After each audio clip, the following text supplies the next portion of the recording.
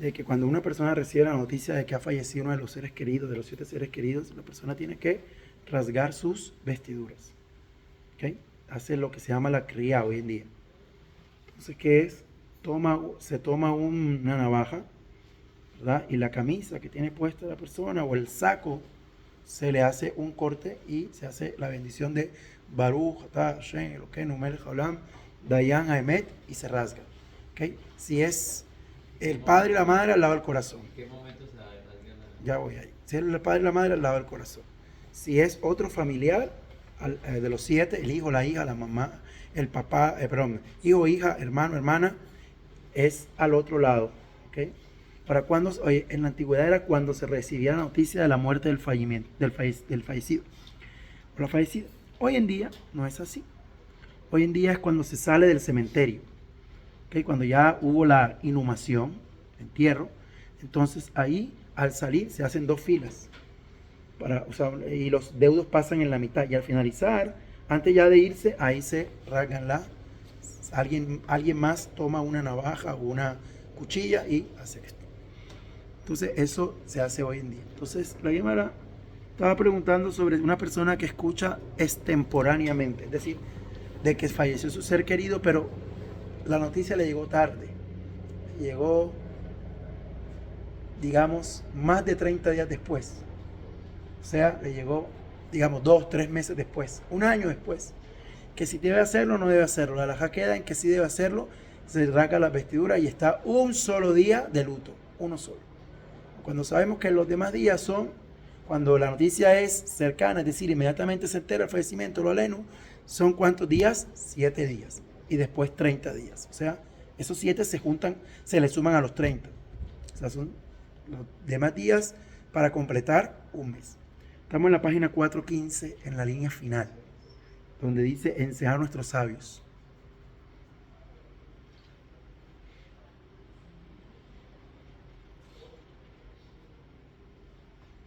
¿Estamos ahí? Señala nuestro sabio en la siguiente baraita. Con respecto a todos los familiares que fueron mencionados en la sección de los Kohanim. O sea, un Kohen debe hacer luto o no debe hacer luto también. Por los que el Kohen tiene permitido impurificarse para encargarse de ellos cuando mueren. La ley establece que el enlutado debe observar luto por ellos. Y estos son Shto, su esposa, su padre, su madre, su hermano y su hermana virgen. ¿Ok?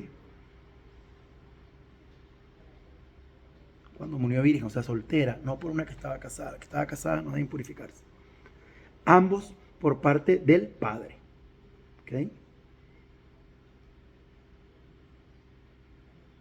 Y no de la madre, dice Rashi. Solo de parte del padre. Ahora, déjame preguntar por qué de parte del padre. Vamos a ver.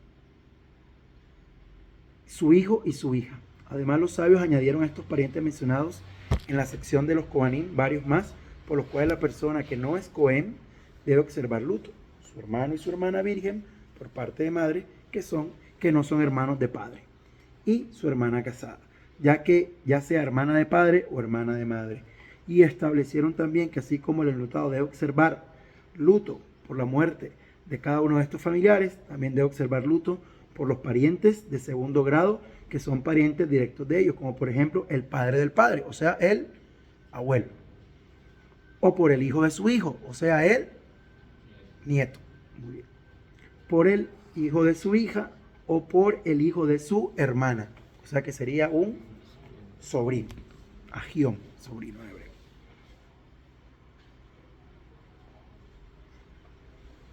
Estas son las palabras de Rabí Akiva.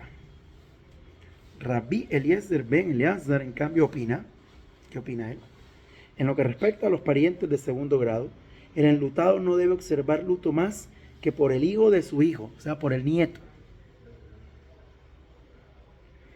Y por el padre de su padre, o sea, por el abuelo. Pero por los demás parientes de segundo grado, no. Y por su parte, los sabios sostienen, todo pariente por el que se debe observar luto, también se debe observar luto junto con él.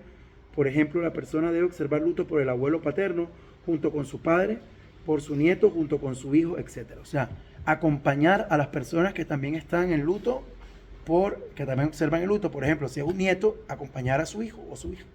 Terminando.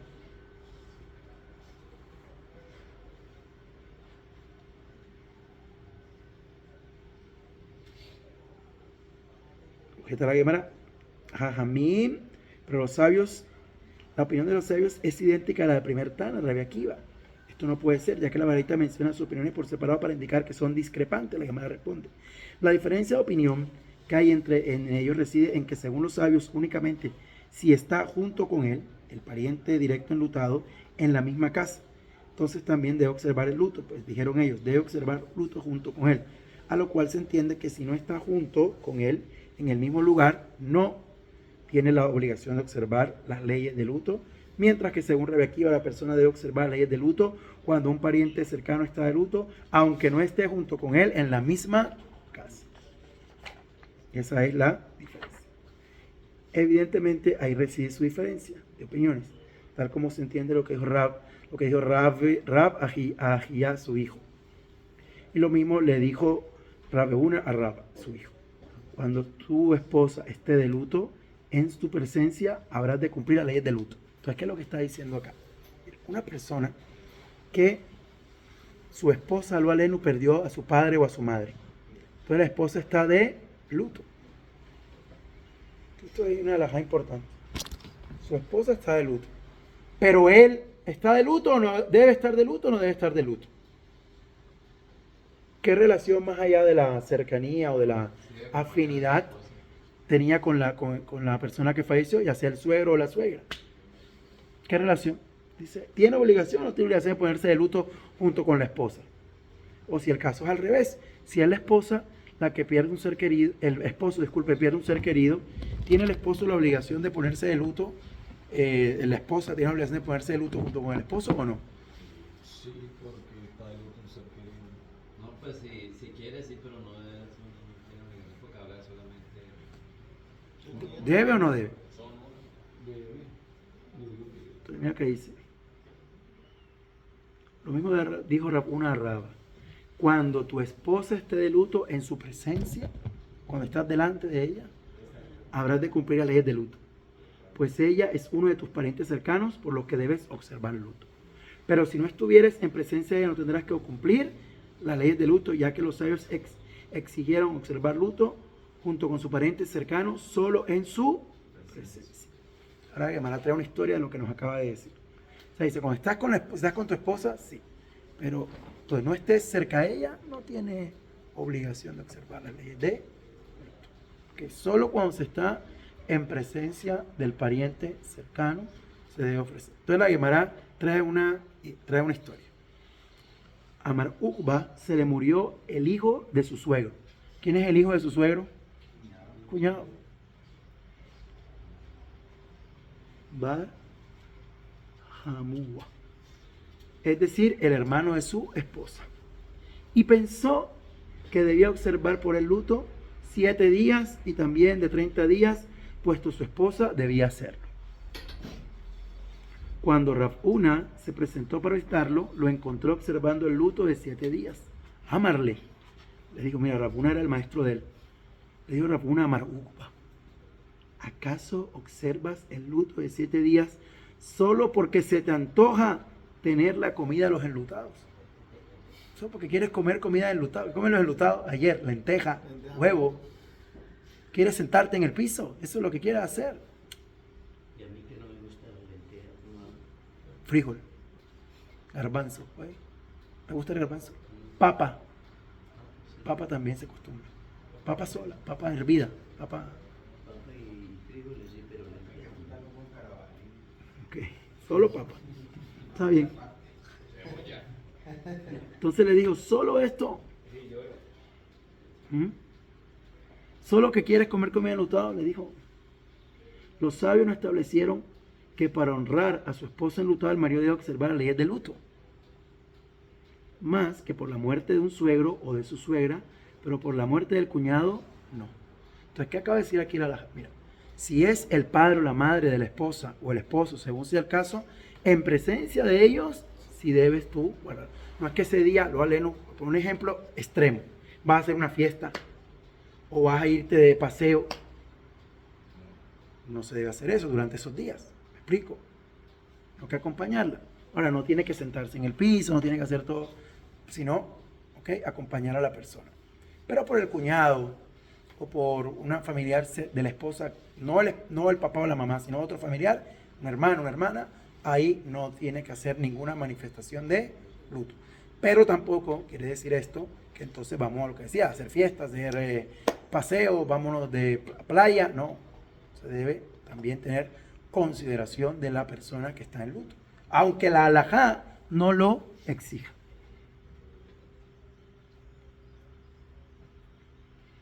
Como se entiende en lo que dice la siguiente baraita, sobre el caso de un hombre que se le murió su suegro o su suegra, la ley establece que él no tiene permitido forzar a su esposa a pintarse los ojos. Ahora puede ser la esposa, mira, pero maquíllate que te ves fea. ¿Ah? ¿O por qué estás ahí llorando? Hasbe Shalom, ¿eso cómo se llama? Ser despiadado. La Torah lo prohíbe totalmente, ser una persona despiadada. Mira, aquí sale una cosa interesante. Otra cosa, un poquito. Que sale, que te pregunto, dice, ¿y en el judaísmo la mujer se puede pintar? Mira, está diciendo. Prueba la Gemara. ¿Cuándo se puede pintar? Hoy, por ejemplo, en Shabbat, por cuestiones de tzobea, pero ya es una cosa de halajá, no de... Ahora, hoy en día venden maquillaje permitido para Shabbat. No tiene problemas. No tiene permitido forzar a su esposa a pintar los ojos, ni ponerse rubor en las mejillas. ¿Cuándo fue escrito esto? Hace casi 2000 años. Ya la mujer ponía rubor. Pero, pues, ella debe cumplir las leyes de luto. Ve, él a cofer, sino todo lo contrario. Él también debe voltear su cama y observar con ella, junto con ella, el luto. Y lo mismo ocurre con ella cuando se le muere el suegro o la suegra. Ella no tiene permitido pintarse los ojos, así como ponerse rubor en las mejillas, sino que voltear su cama y observar la ley junto con él, con su marido. O sea, tampoco ella, si es al revés, que es el hombre que pierde a sus padres, tampoco ella debe pintarse ni arreglarse y todo esto. Ahora, cuando dice voltear la cama, ¿qué quiere decir? Hay varias interpretaciones. Una significa no pueden tener relaciones maritales. ¿Okay? La esposa no puede exigir al esposo que quiere tener relaciones maritales. Y otros dicen literalmente, o sea, es cambiar como ayer, la forma de dormir. Como decimos la halajá ayer, ¿se acuerdan? Que si una persona duerme con 2 almohadas, que duerma con una. Si duerme sin almohada, pues que se incomoda un poquito. Entonces es cambiar la forma de dormir, esa es otra opinión. Y se enseñó la baraita, a pesar de que los sabios dijeron que el marido no tiene permitido forzar a su esposa a pintarse los ojos ni pintarse rubor en las mejillas cuando ella esté de luto, en verdad ellos establecieron que ella debe servirle de beber en el vaso colocado frente a él, debe arreglar las sábanas de su casa y debe asearle la casa, las manos y los pies. Debe asearle la cara, la cara, las manos y los pies.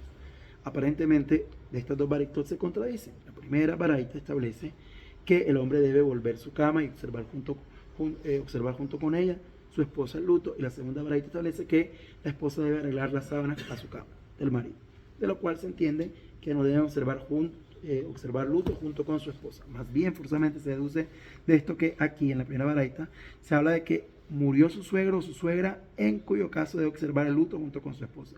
Y en la segunda baraita se habla del que murió uno de los demás familiares de la esposa, en cuyo caso el marido no tiene que observar luto junto con ella. Me la confirma la deducción. Realmente, Shema Mina. Realmente esto es lo que se deduce de estas baraitot. Se enseñó también esto mismo en la siguiente baraita. Los sabios no dijeron que para honrar a su esposa enlutada, el marido deba observar las leyes de luto. El tamit, más que por la muerte de su suegro o su suegra únicamente. A Memar se le murió un hijo de su hijo, o sea, un nieto. Él se rasgó la ropa en señal de luto por él. Más tarde, cuando llegó su hijo, el padre del difunto, Amemar, se rasgó la ropa nuevamente para hacerlo en su presencia. Posteriormente, Amemar se dio cuenta de que se había rasgado la ropa mientras estaba sentado. Entonces se puso de pie y se rasgó la ropa por tercera vez, estando de pie. Esto es halajá. La querida tiene que hacerse la persona estando de pie. Después de este suceso, Rab Ashi le preguntó a Amemar: la ley que ordena que en el momento de efectuar el rasgado de la ropa del enlutado deba estar de pie, ¿de dónde se deduce? O sea, ¿de dónde sacas tú que el enlutado tiene que estar de pie para hacer la criada? Difti, respondió Amemar, está escrito. ¿En dónde? En el libro de Job, ¿ok? que se lee también hoy en Tisha B'Av, también hay costumbre de estudiar el libro de Job. ¿Qué le pasó a Job? ¿Se acuerdan de Job? Job en hebreo. ¿Qué le pasó? ¿Cuántos hijos tenía? 10. ¿Quién da más?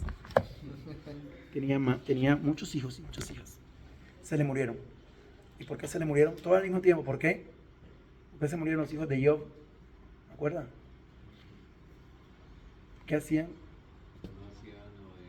Porque se la pasaban en fiesta. De fiesta en fiesta, de banquete en banquete, de convite en convite.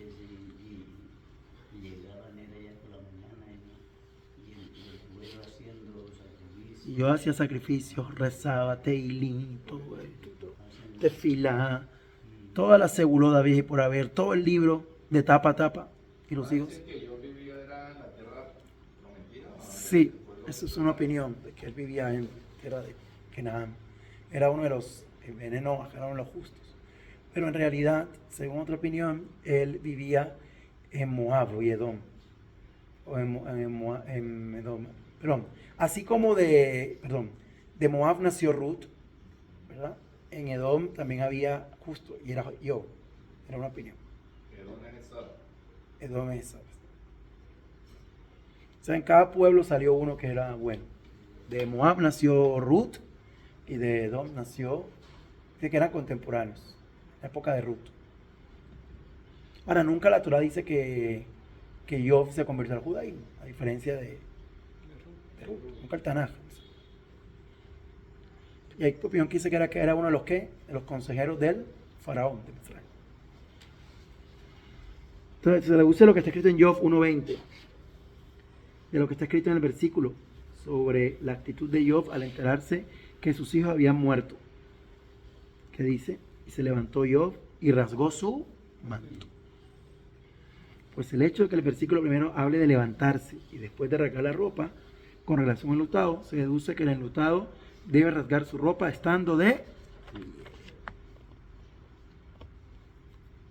Entonces la Gemara viene y dice, pero espérate un momento, tú traes una opinión, pero yo tengo otra opinión,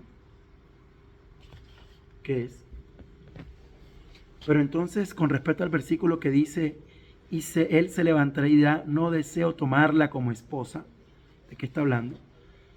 El cual habla acerca del Yavam, que se niega a desposar a su Yevamá y opta por efectuar la Halitzá. Eso es de Barim 25:8. Para allá, ¿qué es ese caso? El hermano que no quiere tomar a su cuñada, para que el hermano que murió dice, no, yo quiero liberarla, que se vaya. ¿Qué dice? Y se levantará. Entonces, ¿por qué la Torah dice se levantará? ¿Es algo triste que el hermano no quiera tomar a su cuñada? ¿O es algo alegre? ¿O ni triste ni alegre?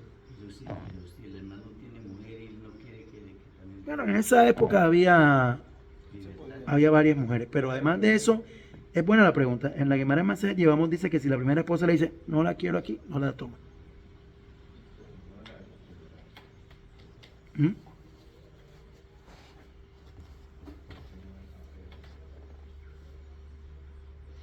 Así se levantará. ¿Acaso también dirás que él debe estar de pie mientras efectúa la halitzá? O sea, le dice, tú dices que tiene que estar de pie porque hay un versículo que dice y se levantó. Entonces acá con la halitzá también tiene que estar de pie.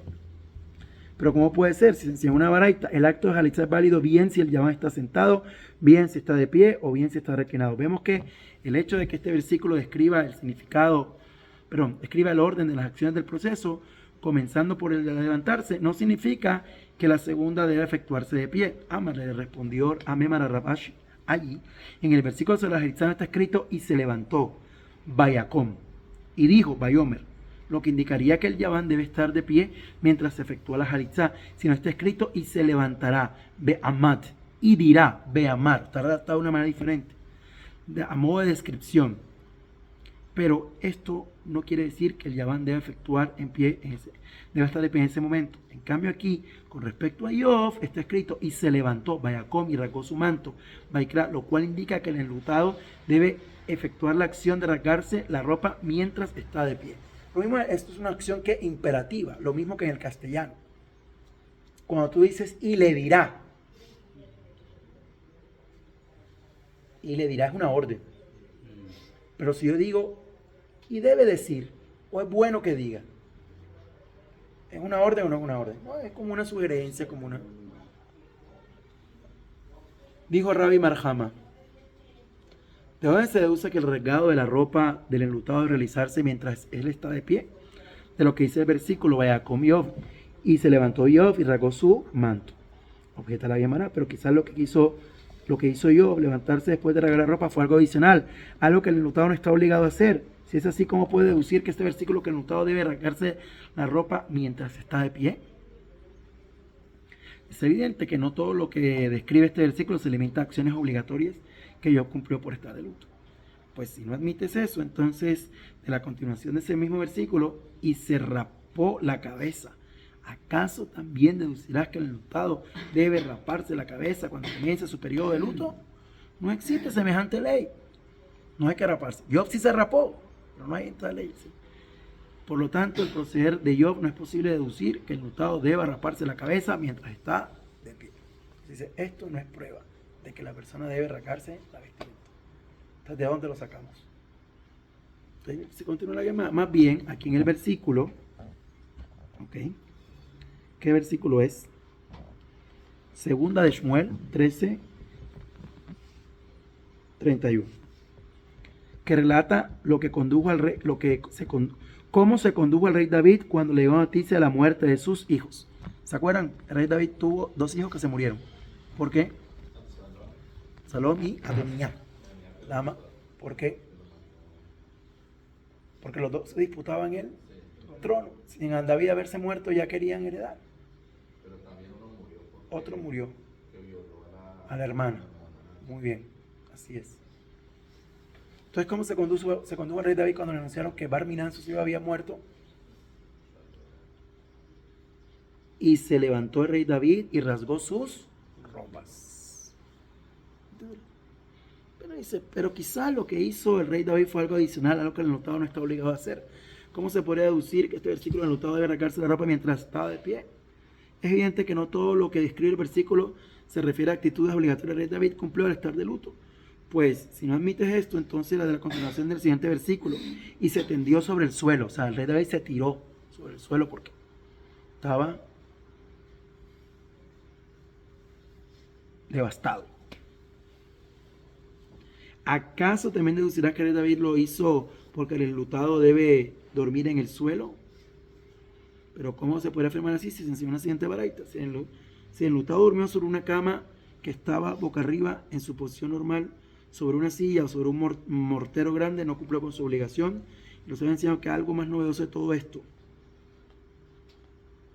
Adelante hablar de eso.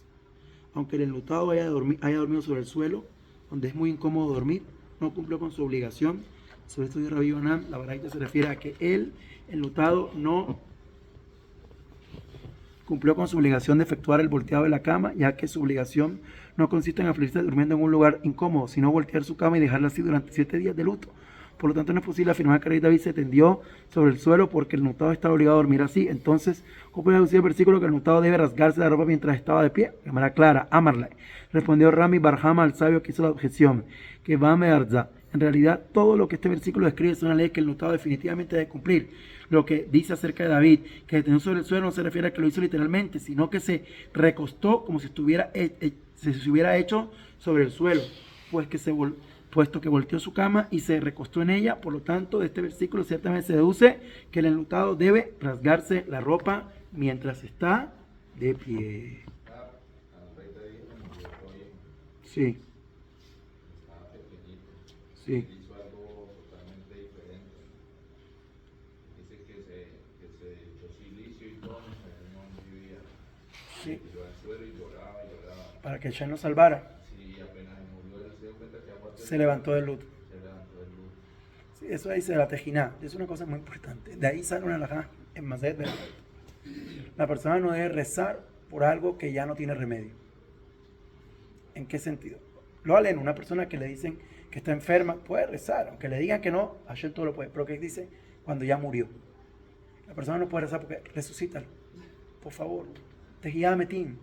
Ahora, pero ¿cómo hizo dice, pero Elisha, Nabi, cuando vino una mujer y le pidió al profeta que lo quitara y todo lo demás, era porque ese hijo había nacido por un milagro. No es normal. ¿Se acuerdan? Entonces, como nació por un milagro, ahí puede pedir milagro. Pero cuando es algo normal, no es. Es como alguien dice, voy a rezar para que me quiten esta multa que me pusieron. No, ya está. O voy a rezar para que iba a toda velocidad y hay una cámara ahí que no me tome. No. Esa es una tefilá levatalá, en vano. No, ya lo que has hecho del pasado ya no puede la persona rezar por eso. Gente que le dijo que los días estaban contados y que el niño se subió y se agarró eso. Esa es buena pregunta. El caso del rey Tzkiyahu. ¿Okay? Tzkiyahu, sí. Ahí mismo la Gemara en Berajot,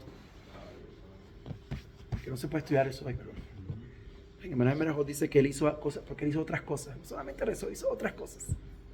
Lo que Hashem quería era que erradicara la idolatría totalmente.